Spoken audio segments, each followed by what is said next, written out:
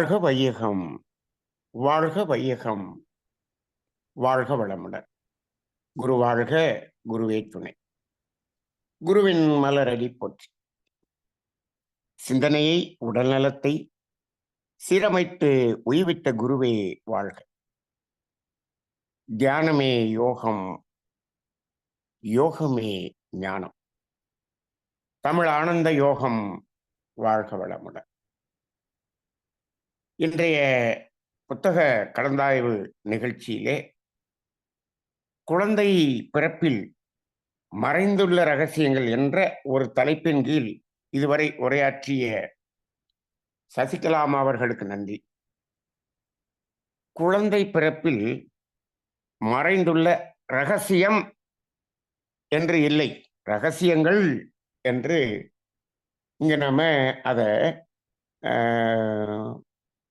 பன்மையில் அதை நாம் அந்த வார்த்தையை பயன்படுத்தி இருக்கிறோம். அப்ப அதுல எவ்வளவு ரகசியங்கள் இருக்கிறது, நிறைய இருக்கிறது. இந்த குழந்தை பிறப்பு அதில் உள்ள ரகசியம் என்று சொன்ன உடனே மனிதர்கள் எப்படி இந்த தலைப்பை இவர்கள் பேசுவார்கள் என்று பார்ப்பார்கள் என்று சொன்னால், மருத்துவ ரீதியாக இதில் ஏதோ சொல்லப் போகிறார்கள் போல் இருக்கிறது என்றுதான் நமது பார்வை, சமுதாயத்தின் பார்வை இருக்கும். குழந்தை பிறப்பு என்று இப்பொழுதெல்லாம் இந்த குழந்தை பிறப்பு என்பது, அதாவது இதை ஒரு வியாபாரமாக மாற்றி விட்ட ஒரு சமுதாயம். அது இதில் இருக்கக்கூடிய இந்த உண்மைகளை உணர்ந்து கொள்ளாத சமுதாயம் என்றுதான் சொல்ல வேண்டும். குழந்தை உருவாகுவது என்பதற்கே இன்று ஒவ்வொரு ஊரிலும் பல மையங்கள் திறக்கப்பட்டிருக்கிறது. ஒரு குழந்தை உருவாவது என்பது இயற்கை. அதாவது குழந்தை பிறப்பும், அதாவது மனிதனுடைய பிறப்பும் இறப்பும் இயற்கை. இப்போ அது ஒவ்வொருவரது இல்லத்திலும் நடந்தது. இப்பொழுது அது முழுக்க முழுக்க முழுக்க இந்த இரண்டுமே மருத்துவமனைகளில் மட்டுமே நடக்கக்கூடியதாக அதை மாற்றிவிட்டோம். அதை மாற்றிவிட்டோம் என்று சொன்னால், அப்படித்தான் ஆக வேண்டும் என்ற நிலைக்கு நாமும் வாழ்க்கையை மாற்றிவிட்டோம். வாழ்வும் அப்படி மாறிவிட்டது.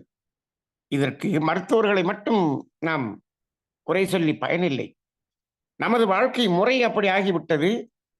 குழந்தை பிறப்பு அவர்கள் கையில் ஒப்படைக்க வேண்டிய ஒரு சூழ்நிலையில் இவர்கள் வாழ்ந்து கொண்டிருக்கிறார்கள். ஏன் இந்த குழந்தை பிறப்பில் இருக்கக்கூடிய உண்மைகளை புரிந்து கொள்ளவில்லை? ரகசியங்கள் என்பதற்கு பதிலாக இதில் இருக்கக்கூடிய உண்மைகளை புரிந்து கொள்வதில்லை. அப்ப அந்த அடிப்படையில் இதில் பல உண்மைகள் இருக்கிறது. இப்போ நாம மருத்துவ ரீதியாக எதையும் பார்க்க போறதில்லை. நம்ம தத்துவ ரீதியாக இதில் மறைந்திருக்கக்கூடிய உண்மைகள் என்பதைத்தான் பார்க்க போகிறோம். தத்துவ ரீதியாக என்ன உண்மைகள் இருக்கிறது? ஒரே உண்மைதான். என்ன? வினைப்பதிவை தேகம் கண்டாய், அம்மா சொன்னாங்க. மகரிஷி அவர்கள் சொல்லும்போது இன்னும் கூட அதை ஆழமாக சொல்லுவார்கள். வினைப்பதிவாம் சுமையை விடுத்து தூய்மை பெறவே நினைவாய் உடல் எடுத்தேன் என்று சொல்வார். அப்ப வினைப்பதிவுதான் தேகமாக குழந்தையாக வந்திருக்கிறது என்பது இதில் ஒளிந்திருக்கக்கூடிய ரகசியம். இது விஞ்ஞானிகளுக்கும் மருத்துவர்களுக்கும் தெரியாத ஒரு ரகசியம். அப்ப தாய் தந்தை இருவருடைய அந்த கர்ம வினை பதிவுகள், அதனுடைய ஒட்டுமொத்த தொகுப்பு, அந்த இரண்டுடைய தொகுப்பு சேர்க்கை, அதுதான் இந்த உடலாக வடிவெடுத்தது. உடலாக வடிவெடுத்தது. இந்த கர்மவினை எதற்காக உடலாக வடிவெடுக்க வேண்டும்? இந்த கர்மவினை எங்க இருக்கிறது? உயிரில் இருக்கிறது. இரண்டு உயிர்கள் இணைந்து ஒரு கருவாக மாறுகிறது, ஒரு உயிராக மாறுகிறது. உயிரும் இணையும் போது இரண்டும் இணைப்பாகாது, ரெண்டும் நெருங்கும், ரெண்டும் இணைய முடியாது. அம்மா சொல்லும் போது சொன்னாங்க, அது ஒரு பெரிய காந்த தத்துவம். மகரிஷி 2 அணுக்கள், 2 பரம அணுக்கள், 2 ஆகாயம் என்ற இறை அந்த துகள் ஒன்றாக இணைய முடியாது என்பதை எங்களுக்கு நடத்துவதற்கு காலையிலிருந்து மதியம் டீ பிரேக் வரைக்கும் அந்த ஒரே ஒரு கருத்தை மட்டுமே நடத்தினார். கிட்டத்தட்ட 1.5 மணி நேரம் நடத்தினாங்க. அப்ப ஏன் முடியாது என்பதற்கு அவ்வளவு விளக்கங்கள் சொன்னாங்க. சரி, அது ஒரு காந்த தத்துவம் என்று வைத்துக் கொள்வோம். இப்ப என்ன இது? தந்தையினுடைய அந்த உயிரில் இருக்கக்கூடிய கர்ம வினை தாயினுடைய உயிர் துகளுக்கு டிரான்ஸ்பர் செய்யப்படுகிறது, மாற்றம் செய்யப்படுகிறது. அப்ப அந்த தந்தையிடம் இருந்து வந்த அந்த கர்ம வினையையும் தாங்குபவர் யார்? தாய். அதனாலதான் அந்த பெண்மை அவ்வளவு பெருமை என்று மகரிஷி சொன்னாரே. ஏன்? இதை அவர் கொடுத்து விடுவார், ஒரு செகண்ட்ல டிரான்ஸ்பர் ஆயிடும். ஆனால் அதை 9 மாதம் 20 நாட்கள் சுமப்பது யார்? தாங்குவது யார்? அதுதான் தாய், அதுதான் தாய்மை. அப்ப அப்படி அது அவர்கள் அதை தாங்கி, அந்த தாங்கி இருக்கக்கூடிய நேரத்திலே அந்த கரு உருவாகி விட்டது. அந்த கரு உருவாகிய பிறகு இதை தாங்கி எதற்காக இரண்டையும் இணைந்து தாங்கியது என்றால், இதை உயிரிலிருந்து என்ன செய்ய வேண்டும்? அதை சமன் செய்து அந்த கர்ம வினையை கழிக்க வேண்டும், அதை சமன் செய்ய வேண்டும். அப்ப ஏனென்று சொன்னால் அதுதான் இந்த இறை உணர்வு என்பதற்கு தடை. அந்த உயிர் இறை உணர்வு பெற வேண்டும் என்று சொன்னால், அந்த உயிரா இறை உணர்வு பெறுகிறது? ஆம், உயிர் தான் இறை உணர்வு பெறுகிறது. உயிரும் மனமும் வேறு அல்ல. உயிரின் படர்க்கை நிலைதானே மனம். அப்ப உயிர் படர்க்கை நிலையாக மனமாக மாறி உணரும் கருவியாக மாறி இறை உணர்வு பெறுகிறது. அதற்கு உயிருக்கு உள்ளே இருக்கக்கூடிய அந்த கர்மவினை தான் தடையாக இருக்கிறது. அப்ப அந்த தடை நீக்க வேண்டும் என்பதற்காகத்தான் இந்த இரண்டும் இணைந்தது. இணைந்தவுடன் எப்படி அதை நீக்குவது என்று சொன்னால், எப்படி அதை உயிருக்குள்ளாக சேர்த்தோமோ அப்படித்தான் அதை நீக்கவும் முடியும். அப்ப உடலை வைத்துக் கொண்டுதானே உயிரில் அந்த கர்ம வினையை நாம் ஏற்றினோம். அப்ப உடல் இல்லாமல் இந்த கர்ம வினையை நீக்க முடியாது என்று அந்த கரு இணைந்த அந்த சனம் அங்கு அதனுடைய அறிவு அங்கு முடிவு செய்கிறது. உடனே தொடங்குகிறது. எதை? உடலை கட்டும் வேலை தொடங்குகிறது. அந்த கட்டுமான பணிகள் முடிவதற்குத்தான் 9 மாதம் 20 நாட்கள். அப்ப அந்த குழந்தை பிறப்பு என்பது அந்த உடலை கட்டி அதற்கு கிரக பிரவேசம் நடக்கிற மாதிரி, வீடு கட்டுற மாதிரி இந்த உடலை கட்டி. சரி, இப்போ இந்த இடத்துல குழந்தை பிறந்து விட்டது. இப்ப மகரிஷியினுடைய அந்த வரிகளினுடைய அடுத்த வரி என்ன? வினைப்பதிவாம் சுமையை விடுத்து தூய்மை பெறவே நினைவாய் உடல் எடுத்தேன். அதைத்தான் நம்ம இப்ப இவ்வளவு நேரம் சுருக்கமா சொல்லிட்டோம். நிலம் மீது விழுந்த பின்னே எனை மறந்தேன், எந்தன் வினை மறந்தேன். எனை மறந்தேன் என்று சொன்னால் அந்த உயிராக கருவாக இருந்தேன் என்பதை மறந்தேன். அந்த கருவாக இருக்கும் பொழுது இந்த வினையை கழிப்பதற்காகத்தான் இந்த உடலை கட்டினோம் என்று அந்த வேலையெல்லாம் செய்தோமே, அந்த வினையையும் மறந்தேன் என்று சொல்றார். பிறந்த உடனே வினை மறந்தேன் என்று சொல்கிறார். இப்ப இதை கூட இவ்வளவு காலமாக நான் இதற்கு விளக்கம் சொல்லிக் கொண்டிருக்கும் பொழுது அது வினை மறந்தேன் என்று அந்த வினையை மறந்துட்டு நான் மீண்டும் அந்த வினைகளை பெருக்கிக் கொண்டே இருக்கிறோமே என்று சொல்வது போலத்தான் அதற்கு விளக்கம் இவ்வளவு காலமாக நானும் புரிந்து சொல்லிக் கொண்டிருந்தேன். மகரிஷி அவர்களும் கடைசியில் என்ன எழுதியிருக்காருன்னா, இறைவா உள்ளிருந்து என்னை மீட்டுன்னு சொல்றாரு. சரி, ஆனால் இன்று எனக்கு இந்த இடத்தில் ஒரு புதிய ஒரு சிந்தனை தோன்றுகிறது. என்ன என்று சொன்னார், என்னை மறந்தேன், எந்தன் வினை மறந்தேன்.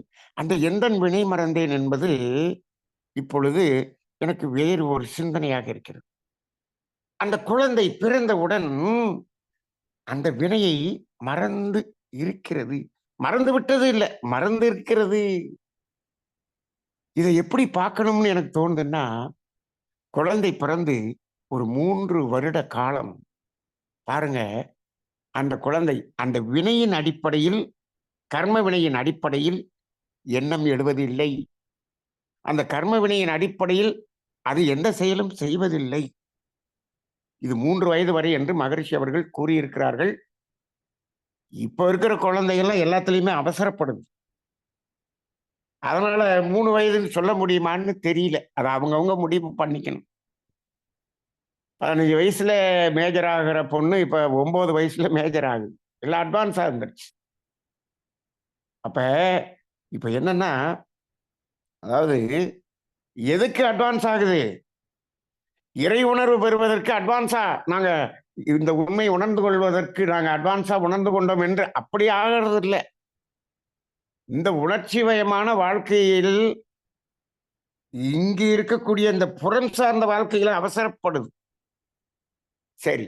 அப்ப இது 3 வயது வரைக்கும் அப்படி இருக்கான்னு தெரியல. இது கொஞ்சம் வயது முன்னாடி வந்துருமோ என்னமோ தெரியல. ஆனால் மகரிஷி அவர்கள் 3 வயது வரை ஒரு குழந்தை அந்த கர்ம வினையின் அடிப்படையில் எண்ணங்கள் எழுவதில்லை. அது சொல்லாகவோ, செயலாகவோ மாறுவதில்லை. அதனுடைய செயல்கள் அப்படி இருப்பதில்லை என்று சொல்லுகிறார். அங்கு அவர்கள் எல்லோரையும் ஒன்றாக பார்க்கக்கூடிய ஒரு பார்வை அந்த குழந்தைகள். அந்த விருப்பு வெறுப்பு இன்றி பார்க்கக்கூடிய ஒரு பார்வை இருக்கிறது. அதனுடைய செய்கை அப்படித்தான் இருக்கிறது. அது மட்டுமல்ல, தேவை இருந்தால் தேவையின் அளவில் மட்டும்தான் அது கேட்கும். தேவையை மீறாது. 3 வயது வரை குழந்தைகள் தேவையை மீறாது. இப்ப நம்ம 2 வயசுன்னு வச்சுக்கலாம். இப்ப எல்லாம் நம்ம அப்படி பழக்கிட்டோம். நம்ம என்ன பண்ணிட்டோம்? நாம அதை இந்த 3 வயதை 2 வயதாக நம்ம வச்சுக்கலாம்னு சொன்னோம்னா, அந்த 3 வயதை 2 வயதாக குறைத்த கேடுகெட்ட சமுதாயம் என்றுதான் சொல்ல வேண்டும். சமுதாயம் தான் அப்படி ஆக்கிருச்சு. அதானே இன்னைக்கு இந்த அதாவது 15 வயசுல நடக்க வேண்டியது 8 வயசுல நடக்குதுன்னு சொன்னா, இதற்கு காரணம் இந்த சமுதாயத்தில் இருக்கக்கூடிய கேடுகள், கேடான உணவுகள், கேடான பழக்க வழக்கங்கள், கேடான அந்த மீடியாக்கள், இந்த துறைகள், சினிமா துறைகள், ஒவ்வொன்றும் இதற்கு காரணம். இதை முன்னாடியே அந்த நிலை அடைவதற்கான காரணங்கள் இந்த சமுதாயம் அப்படி ஏற்படுத்தி, இயற்கை அல்ல, இயற்கைக்கு முரணான விஷயம். அப்ப இதையும் 2 வயசா மாத்திட்டோம்னு வச்சுக்குவோம். சரி, அது வரைக்கும் அது வினையை மறந்துதானே இருக்கிறது. இப்படி ஒரு பார்வை பார்க்க வேண்டும் என்று தோன்றுகிறது. எந்த வினை மறந்தேன், அந்த குழந்தை வினை மறந்து இருக்குது. அந்த வினையை ஞாபகப்படுத்தி மீண்டும் இதே கர்ம வினையின் அடிப்படையில் எண்ணங்களை உருவாக்கி அந்த செயலை செய் என்று சொல்லித் தருவது யார்? சொல்லித் தருவது யார்? இதே தாயும் தந்தையும் தான். முதலில் சொல்லித் தருவது இந்த தாயும் தந்தையும், அதன் பிறகு அவர் உறவினர்கள், அதன் பிறகு நமது கல்வி கூடங்கள், அதன் பிறகு இந்த சமுதாயம். எல்லாம் என்ன சொல்லிருச்சு? இந்த கர்ம வினையின் அடிப்படையிலேயே எப்படி செய்யறது? உங்க அம்மா என்ன செஞ்சாங்க, உங்க அப்பா என்ன செஞ்சாங்களோ அதை செய். ஆனால் இங்கு நம்ம பிறந்ததனுடைய நோக்கம் என்ன? இந்த குழந்தை பிறந்ததனுடைய நோக்கம் என்ன? நம்ம குழந்தை பெற்றுக்கிட்டதனுடைய நோக்கம் என்ன? இந்த குழந்தை பிறந்ததனுடைய நோக்கம் ரகசியம் அப்படிங்கிறத விட இந்த குழந்தை பெற்றுக்கிட்டதனுடைய ரகசியம் என்னன்னு தெரியணும் முதல்ல. எதுக்கு குழந்தை பெற்றுக்கிறீங்கன்னு கேட்டாலே அது 99.9 பேருக்கு தெரியாது. எதுக்கு குழந்தையை பெற்றுக்கணும் அப்படி 2 காரியம் சொல்றான். வயசான காலத்துல நமக்கு சோறு போடுறதுக்கு, நான் செத்த பிறகு எனக்கு ஈமக்கடங்கு செய்யறதுக்கு. ஈமச்சடங்கு செய்யறதுன்னா என்ன? ஈமச்சடங்கு செய்யறதுன்னா என்ன? அப்பா அம்மாவிடம் ஜெராக்ஸ் வாங்கி வச்சிருந்தான் சஞ்சித கர்மமாக. ஒரிஜினலை வாங்குறதுக்கு பேர் தான் ஈமச்சடங்கு. ஓ, அப்ப ஜெராக்ஸையும் கொடுத்துருவீங்க, அப்புறம் ஒரிஜினலை கொடுக்கறதுக்கு அந்த குழந்தைய பெற்று அதுக்காகவே நீங்க பெற்றுக்குவீங்க. நீங்க இதை கழிக்க மாட்டீங்க. நல்ல அப்பா அம்மா. அப்ப மனிதன் எப்படி இருக்கிறான்னு பாருங்க. இவன் கர்ம வினையெல்லாம் செஞ்சு செஞ்சு செஞ்சு இவன் புலன் வழியாக அனுபவிச்சு அனுபவிச்சு எல்லாத்தையும் சேர்த்து வச்சுட்டு அது ஜெராக்ஸ் கொடுத்துருவான் குழந்தைய பத்தி. அதுக்கப்புறமே இவன் செஞ்சுக்கிட்டே இருப்பான். அப்புறம் ஒரிஜினலை திருப்பி கொடுப்பான் எப்ப செத்த பிறகு. அதுக்கு அந்த குழந்தை வந்து என்ன பண்ணணும், ஈம சடங்கு செய்யணும். என்ன மனிதர்கள்! அதனாலதான் இந்த வார்த்தையை நான் பயன்படுத்துகிறேன், கேடுகட்ட சமுதாயம். ஏன் ஏன் இப்படி இருக்கிறது? உண்மை உணராத சமுதாயம், உண்மையை உணர்த்தாத சமுதாயம். இந்த கல்வி நிலையங்களும் இந்த சமுதாயமும் இது உண்மையை சொல்லவில்லை, உண்மை உணர்த்தவில்லை. இதற்கு ஒரு காரணம் இருக்கிறது. என்ன காரணம் என்று விஞ்ஞானம் வளர்ந்து விட்டு, விஞ்ஞானம் வளர்ந்த உடனே என்ன பண்ணிட்டாங்க, மறைபொருளாக இருக்கக்கூடிய எந்த விஷயத்தையும் நாங்கள் ஏற்றுக்கொள்ள மாட்டோம், ஒத்துக்கொள்ள மாட்டோம் அப்படின்னு சொல்லிடுறாங்க. ரைட்டு. அப்ப நாங்கள் நிரூபணம் செய்யப்பட்டதை மட்டும்தான் நாங்கள் ஏற்றுக்கொள்வோம், விஞ்ஞானம். அப்ப இப்ப நம்ம பேசுறது எதையுமே அவங்க ஒத்துக்க மாட்டாங்க. இப்ப நம்ம இந்த குழந்தை பிறக்கிறதுல இந்த கர்ம வினை தான் இப்படி குழந்தையாக பிறந்தது. நீங்க போய் எம்டி டிஜிஓ படிச்ச டாக்டர்கிட்ட போய் கேட்டீங்கன்னா ஒத்துக்குவாங்களா? கர்ம வினையாவது ஒன்னாவது. இந்த 2 உயிர் அணுக்கள் இணைந்தால் அங்க குழந்தை பிறந்துரும் அப்படின்னு சொல்லிடுறாங்க. அவ்வளவுதான். அங்க கர்ம வினைக்கும் அதுக்கு சம்பந்தமே இல்லைன்னு சொல்றாங்க. அப்படிதான் இப்பொழுது இருக்கிறது.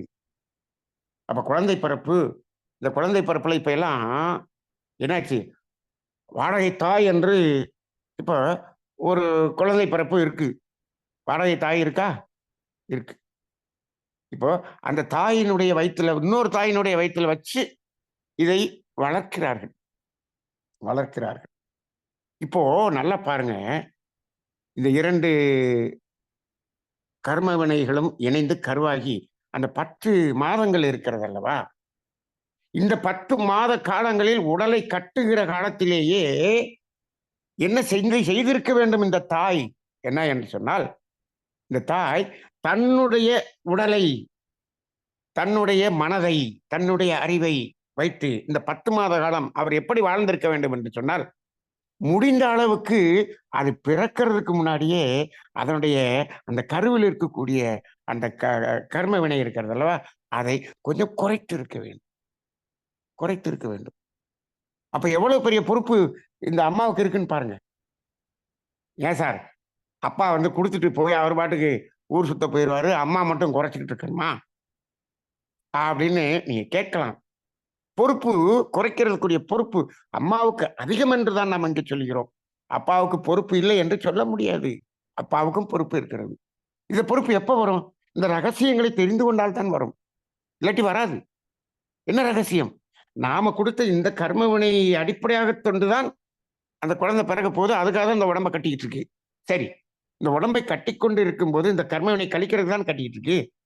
அங்கே அந்த கருவில் இருக்கக்கூடிய கர்ம வினையை இப்பொழுது அம்மாவும் அப்பாவும் கழிக்க முடியுமா? வேதாத்திரியினுடைய தத்துவம் தெரிந்தால்தான் இதற்கு ஆன்சர் கிடைக்கும். ஆனா இந்த வேதாத்திரி தத்துவத்தின் இந்த ஆன்சரை போய் வேதாத்திரி புத்தகங்கள் எங்கேயும் தேடினாலும் கிடைக்காது, எங்கும் இருக்காது, இருக்காது. எந்த புத்தகத்திலும் அது எழுதப்படவில்லை.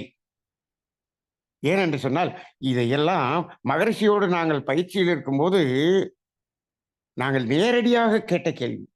குறிப்பாக நான் அந்த கேள்வியை மகரிஷியிடம் நேராக எழுந்து நின்று அவரிடம் கேட்டு பெற்ற அந்த ஒரு பதில் என்ன என்ன என்று சொன்னால், அங்கு குழந்தை கரு உண்டாகி விட்டது, குழந்தை பிறந்து விட்டது, இல்ல கருவில் இருக்குது, அங்க கர்ம வினை போயிருக்கு. எங்க ஜெராக்ஸ் தான் போயிருக்கு, ஜெராக்ஸ் தான் போயிருக்கு, ஒரிஜினல் போகல. ஏன்னா மகிழ்ச்சியிடம் நாங்க கேட்கிறோம், சாமி இந்த 2 பேருடைய கர்ம வினையும் குழந்தைக்கு போயிடுச்சு அப்படின்னு சொன்னோம்னா இவங்க 2 பேரும் ஞானம் அடைஞ்சிருவாங்களே அப்படின்னு. ஏப்பா 2 பேர் கர்ம வினையும் கொடுத்துட்டா உங்களுடைய கர்ம வினை நீங்கி விடுகிறது, நீங்கள் ஞானம் அடைந்து விடுவீர்கள் என்று சொன்னா, அடேங்கப்பா குழந்தைய பெற்றுட்டு நம்ம ஞானம் அடைஞ்சிட்டு போயிருக்கலாமே, ஒரு குழந்தை பெற்றோடனே ஞானம் அடைஞ்சிட்டீங்க, அப்புறம் இப்படி 2வது குழந்தை பிறக்கிறதுக்கு அங்க வழியே இல்லையேப்பா அப்படின்னு சொல்லுவார். அப்ப நீங்க அந்த முழுமையான அந்த ஒரிஜினலை கொடுக்கலப்பா, நீ 2 பேரும் ஜெராக்ஸ் தான்ப்பா கொடுத்தீங்க அப்படின்னு. அப்போ ஒரிஜினல் அங்கேயே தான் இருக்கு.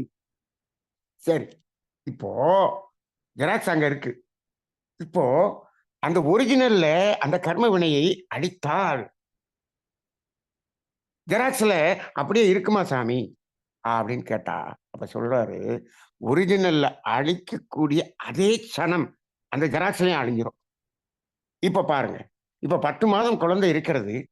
இந்த 10 மாத காலத்தில் நாம அதை எவ்வளவு குறைக்க முடியுமோ குறைக்கலாம் இல்லையா? குறைக்கலாம்ல? குறைக்கலாம். அப்ப எப்படி வாழ வேண்டும்? அப்ப பாருங்க, ஒரு குழந்தையை பெத்துக்கிறதுக்கு ஒரு தாய் வயிற கட்டி, வாய கட்டி அவங்க அந்த குழந்தையை பெத்துக்கணும்னு சொல்லுவாங்க. இப்ப எல்லாம் அத கட்டவும் என்னால கட்ட முடியாது அப்படின்னு சொல்லி வாடகை தாய்ன்னு குடுத்துடுறாங்க. அப்ப இந்த 10 மாத காலத்தில் இவர்களுடைய மன உணர்வு, இவர்களுடைய செயல், இவர்களுடைய உணவு எப்படியெல்லாம் இருக்கிறதோ, அது அந்த கருவில் இருக்கக்கூடிய அந்த கர்ம வினை இருக்கிறதே, அதை குறைப்பதாக அமைவதில்லை, கூட்டுவதாக அமைகிறது. அந்த 10 மாசத்துலயே நம்ம கூட்டிக்கிட்டே இருக்கிறோம். இருக்கிறோமா? அப்ப இந்த இடத்துல அந்த தாயினுடைய பங்கு மிக அதிகமாக இருக்கிறது. தந்தையும் சேர்த்து குறைக்க வேண்டும். தந்தையும் அங்கு என்ன செய்ய வேண்டும்? அவர் அந்த கர்மவினை கூட்டக்கூடிய செயல்களை செய்யாமல் குறைக்கக்கூடிய செயல்களை செய்ய வேண்டும். தாயும் அப்படி செய்ய வேண்டும். அப்படி இருந்தால் அங்கேயே அது குறைந்துவிடும், குறைந்துவிடும். இப்ப வாடகை தாயின்னு சொல்லி இன்னொரு தாயிட்ட கொண்டு போய் இதை கொண்டு போய் வைக்கிறாங்க. 10 மாதம் அந்த அம்மாவுக்கு என்ன இந்த கர்ம வினையை கழிக்கணும்னு அந்த அம்மாவுக்கு என்ன அக்கறை? அந்த அம்மா என்ன பண்ணும்? அது காசுக்கு அந்த வேலையை செய்யுது. அப்ப அந்த 10 மாதம் அந்த கருவுல எவ்வளவு பதிவுகள் கூடும்? அந்த வாடகை தாய் செய்த எண்ணம், சொல், செயல் அதனுடைய பதிவுகளும் அங்கு கூடும். கூடும். ஒரு காசுக்காக இந்த வேலையை செய்ய வருதுன்னா, அந்த அம்மாவனுடைய எண்ணங்கள், சொல், செயல் எப்படி இருக்கும்? அந்த பதிவு கூடும் அல்லவா? இது இந்த பதிவுகள் அப்படிங்கிற ரகசியம் தெரியாதனால, ஒரு வாடகை தாய பிடிச்சு இவன் என்ன பண்ண குழந்தை பெத்துக்கிறாங்க. இது எப்படி? இது விஞ்ஞானம். விஞ்ஞானம் என்ன சொல்லுது? ஒரு உருவமாகிய குழந்தையை கொடுக்குது. அந்த உருவமே இல்லையா? அந்த உருவம் இல்ல. அது வினைப்பதிவு தான் தேகமாக வந்திருக்குது அப்படின்னு மகரிஷி சொல்றாரு. இந்த ரகசியம் அங்க தெரியாது. அவர்களுக்கு வேண்டியது ஒரு குழந்தை, ஒரு உருவம். அவ்வளவுதான். அதே போல இப்ப என்ன பண்றாங்க? இப்ப குழந்தை பிறப்புக்கு நிறைய ஆஸ்பத்திரி வந்தாச்சு. வந்தாச்சு. இப்ப என்ன பண்றாங்க? குழந்தை பிறக்கிறதுக்கான வாய்ப்பு இல்லை அப்படின்னு வச்சுக்கங்க. ஆனா அவர்கள் ஆர்டிபிஷியலா அவங்க குழந்தை உருவாக்கி விடுகிறார்கள். சரி. அந்த குழந்தை பிறந்து விடுகிறது. பிறந்து விடுகிறது. அந்த அம்மா தான் பெத்தாங்க. தாய் தான் பெத்தாங்க. அங்கு அந்த கரு உருவாவதற்காக அங்கு அந்த ஆர்டிபிஷியலா அவங்க இணைத்தார்களே, அது எந்த கர்ம வினை தாங்கிய அந்த உயிர் துகளை இணைத்தார்கள் தெரியாது நமக்கு. அப்ப அது இந்த தாய் அவர்தான், தந்தை யார் என்று தெரியாது. நமக்கு குழந்தை வேணும் அவ்வளவுதான். இது தெரியாட்டி போகுது விடுங்க. ஏதோ தத்தெடுத்த மாதிரி நினைச்சு ஏதோ தத்தெடுத்துனா கூட பரவாயில்ல, நினைச்சுக்கலாம். இப்ப இங்க என்ன பண்றாங்க? இப்போ இந்த மாதிரியாக ஒரு குழந்தை குழந்தை பிறந்துருச்சு. பிறந்த பிறகு இந்த குழந்தைக்கு போய் ஜாதகத்தை வர எழுதுறான். ஜாதகத்தை வர எழுதிட்டு என்ன சொல்றான்?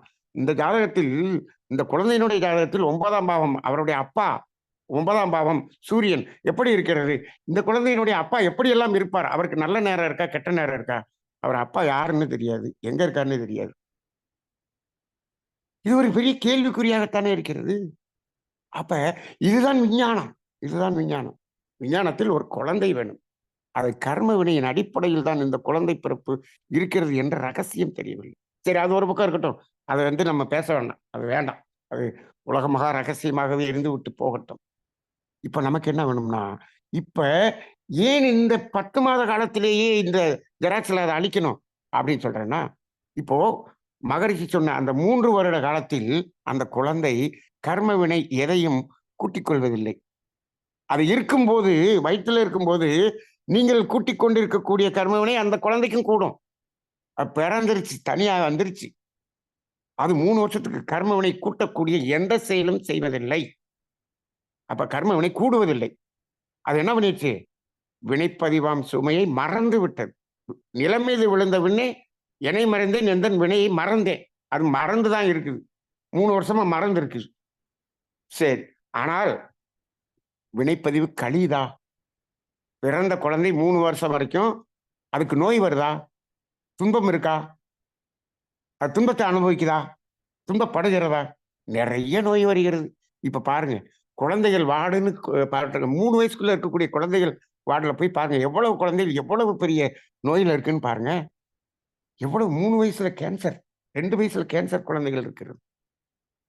பிறந்த உடனே அதுக்கு டயபிட்டிஸ்ன்னு சொல்றான். 2 வயசுல டயபிட்டிஸ்ன்னு சொல்றான். என்னென்னமோ வியாதி சொல்றான். இவ்வளவு வியாதி வருது.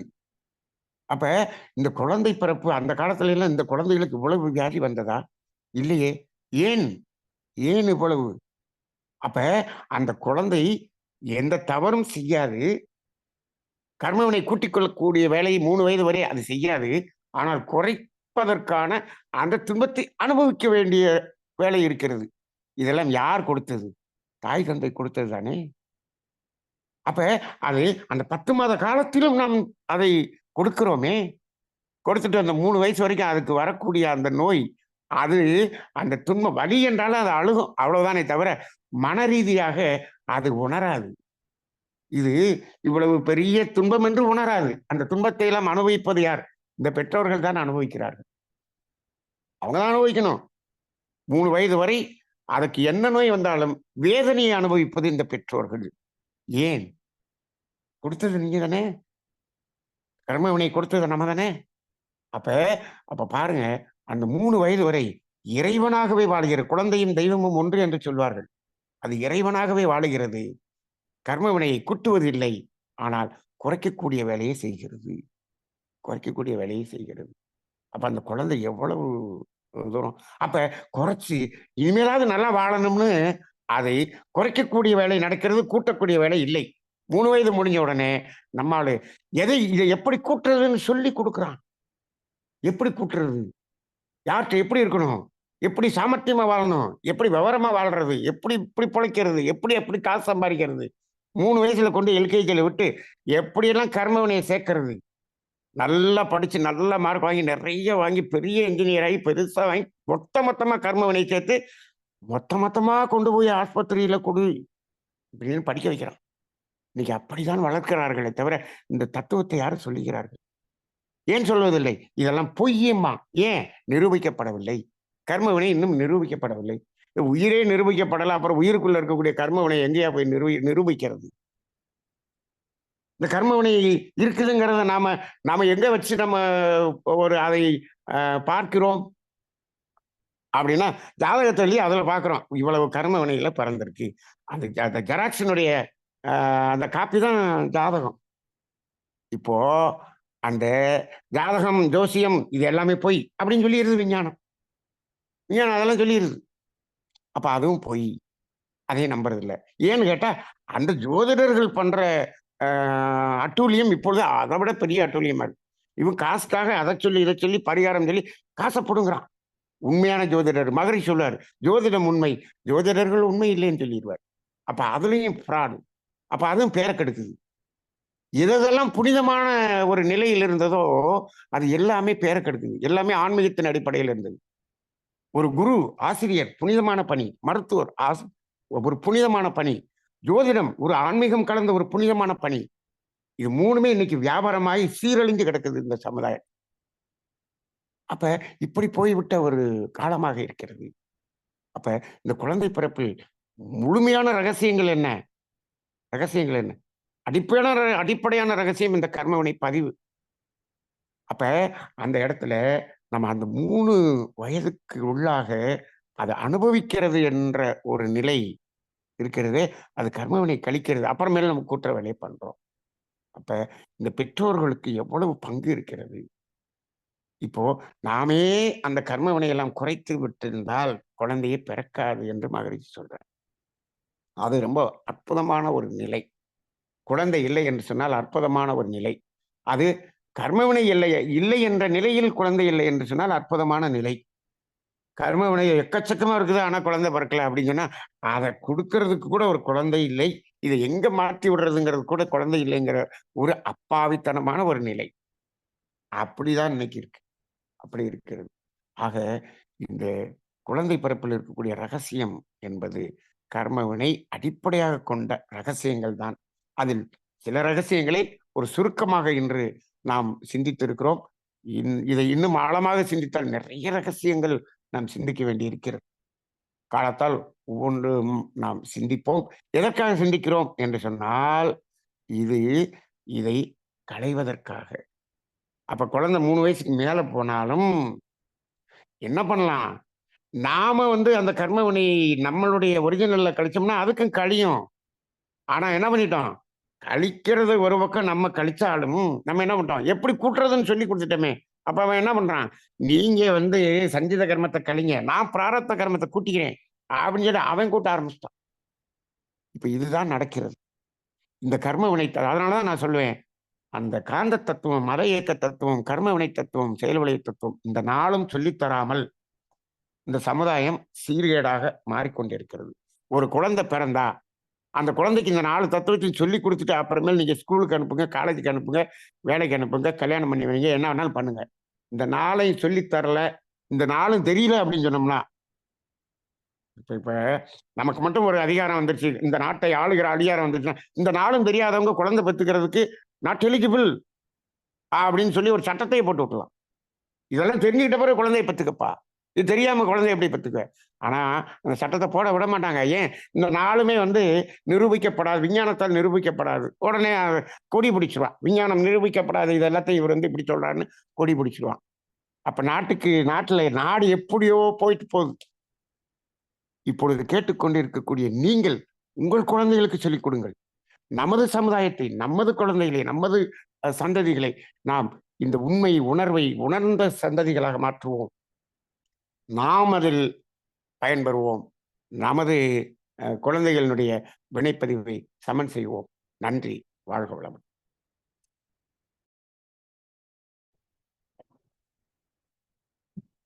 வாழ்க வையகம். நன்றிங்க ஐயா.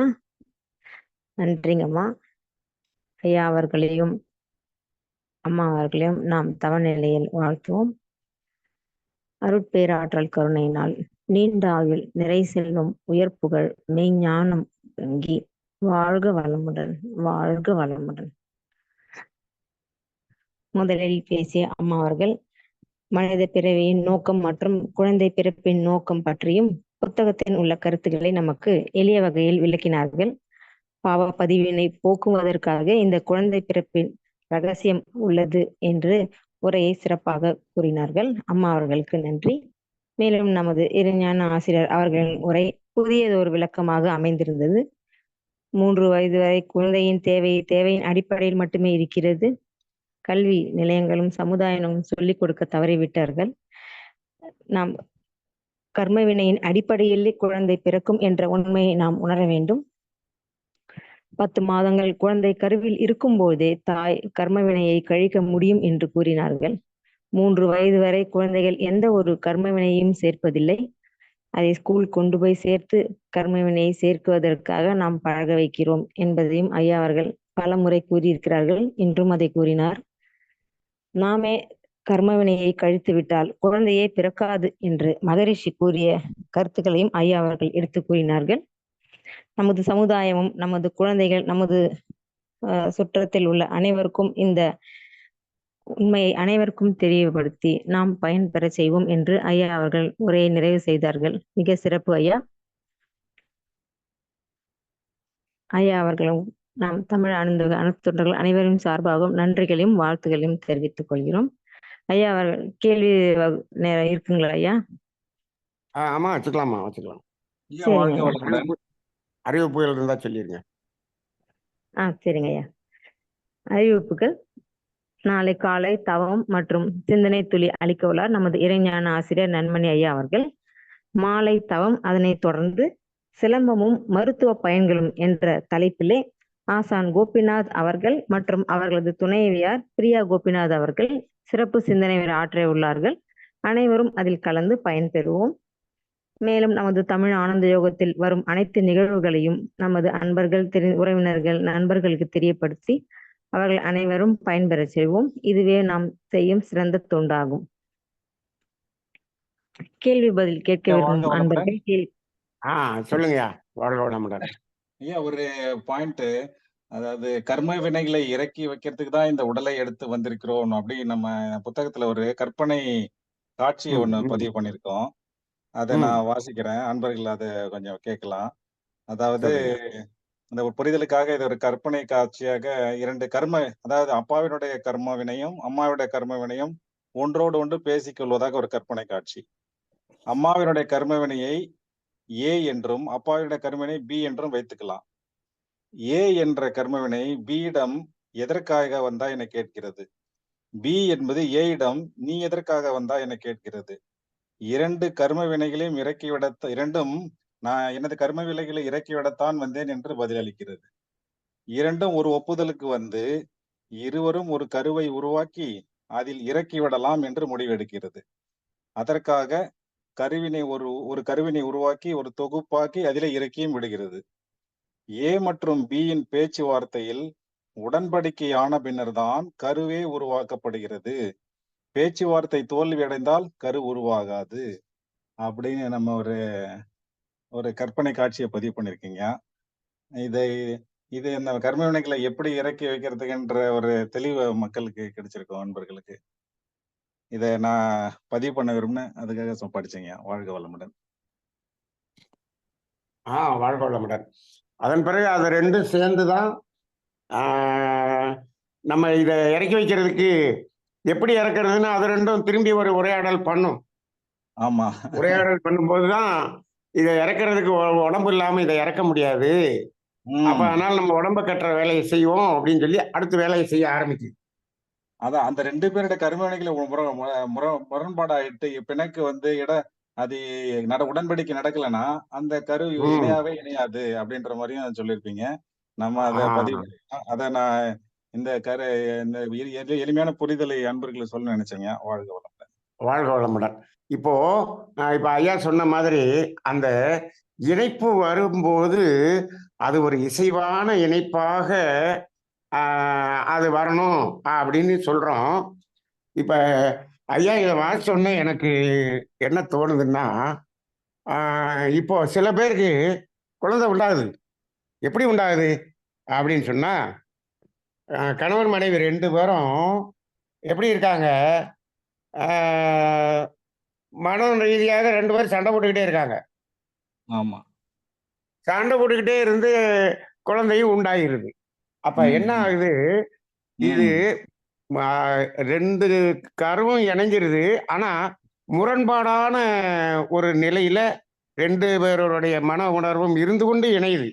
அப்படி இணையும் போது குழந்தை பிறக்கும் பொழுது அது உடல் ரீதியாகவோ மன ரீதியாகவோ குறையுள்ள குழந்தையாக பிறக்கிறது. ஆமாங்க. அது இப்போ இருக்கிற விஞ்ஞானி சயின்டிஸ்டும் அதை அப்ரூவ் பண்றாங்க. இதை ப்ரூவ் பண்றாங்க. இப்போ இவங்களுடைய மனநிலையும் இவங்களுடைய இந்த முரண்பாடான செயல்களும் அது அந்த உடம்புல அவங்க 2 பேரும் சண்டை போட்டுக்கிட்டாங்க. அதுக்கு குழந்தை ஏன் இப்படி பறக்கணும்? இதுக்கு காரணம் என்ன? அப்ப இந்த இடத்துல ஒரு கர்ம வினை பதிவு ஏதோ ஒன்று நடக்குது.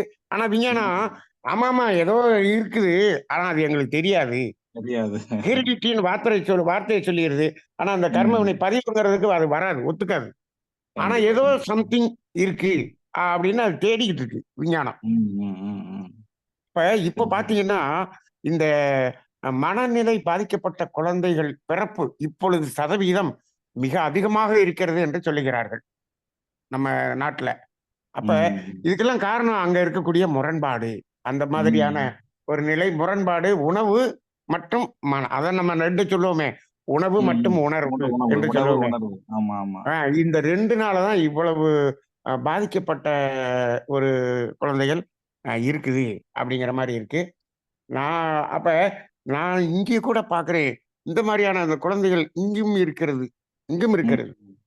அப்ப இவ்வளவு ஓரளவுக்கு இங்க பக்குவப்பட்டு இருக்கிற இடத்துல கூட இந்த குழந்தைகள், அந்த மாதிரியான குழந்தைகள் இங்கும் இருக்கிறது. ஸ்கூல்ல நான் பாக்குறேன் அந்த மாதிரி குழந்தைகள் இங்கும் இருக்கிறது. அப்ப அங்க அதாவது அவங்களுடைய அந்த குழந்தை பிறக்கிறதுக்கு முன்னாடி இருக்கக்கூடிய மன உணர்வுல சம்திங் அங்க ப்ராப்ளம் இருக்கு. அப்ப இதனாலதான் நம்ம குழந்தை பிறப்பு அப்படிங்கறதுக்கு வந்து நம்ம ஊர்ல வந்து எவ்வளவு அதை வச்சாங்க. ஏன் 5 மாசத்துல வளைகாப்பு நடத்தி அம்மா வீட்டுக்கு கூட்டு போயிடணும் அப்படின்னு வச்சாங்க. எல்லாத்துக்கும் வந்து பார்த்தோம்னா காரணம் இருக்கு. அதனால இந்த குழந்தை பிறப்பின் ரகசியத்தை பேசணும்னா இன்னும் ஏகப்பட்ட ரகசியம் பேசலாம். நம்மளே நிறைய பேசிருக்கோம். நம்மளால ஒரு குறிப்பிட்ட அளவு தான் புத்தகத்திலே கொண்டு வர முடிஞ்சது. நம்மளால இன்னும் நிறைய பேசலாம். வாழ்க வளமுடன். நன்றி.